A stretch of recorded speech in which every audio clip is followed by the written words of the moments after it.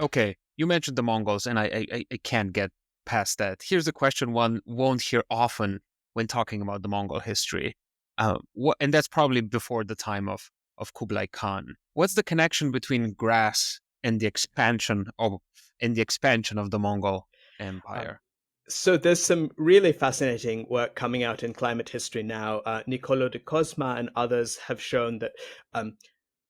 First, let's take a step back and remember that on one estimate, 1 in 4 horses in the world was in the Mongol army.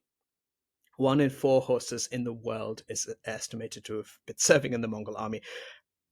The very essence of Mongol power is that horse-mounted cavalry. And in that sense, grass is the literal root of Mongol power.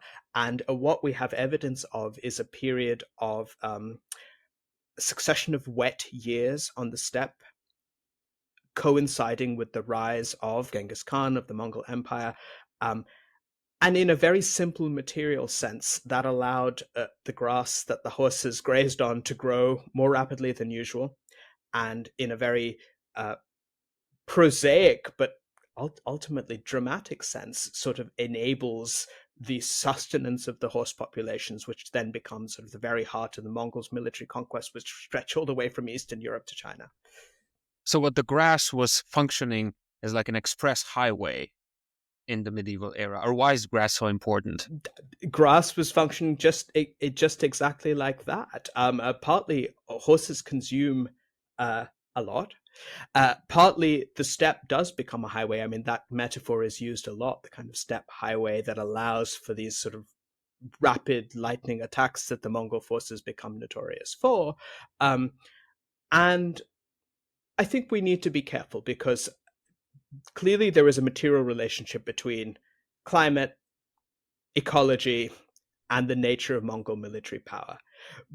But this is not a sort of monocausal explanation. There is so much else that is going on to do with the structure of power within the Mongol Empire, to do with the ideologies that legitimize Mongol rule, to do with even the cosmology of the Mongol Empire, which sees divinity embodied in different animals and indeed in the sort of grass steppe itself and sort of wide open skies. So there's cultural factors here. There's military technological innovations to do with innovations in weaponry. But yes, some of this is about grass, some of this is about the steppe, some of this is about ecology.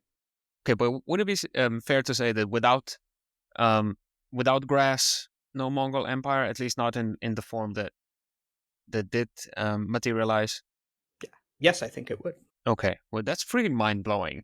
That's crazy. I'm sorry, but yeah, we often hear about Genghis Khan and about the Mongol army and the conquest and all that stuff, but never about the grass. Grass is important. The grasslands are actually just of fundamental importance in the history of all of Eurasia. Right. It makes It's total not just the sense. Mongols. It's all of these mounted invaders from Central Asia who eventually also take power in India, as the Mughal Empire does later on. Right. Thanks for listening. Please subscribe to the podcast on YouTube, follow on Spotify and Apple Podcasts. I've been told on countless YouTube tutorials that I have to say this, otherwise nothing happens, which is strange. Also, if you feel like it, support me on Patreon. I'm playing the world's smallest violin here, but this is a one-person pod. I have no production team, no nothing. So feel free to hop on Patreon and find smart cookies on there. And then last but certainly not least, I have to thank my existing patrons, Tovarishin, Tovarishice. Without you, this podcast simply would not exist. So thank you so much. That makes you actual producers of this show. So eternal thanks to Darej, Rok Tržan, Sasha Vipotnik, Neven Cvijanović, Juž Premrov, Nate Sirk, Goran Ivašić, Anže Sever, Ole, Marin Ferrara, Aljaž Maher, Štrole, Aida Mancian, Miha Medved, Medinho, Goran, Gordon, Lorenzo, Jure Čuk, Mila, Carmen, Veronica, and Tai Chi. You guys rock. Thank you so much.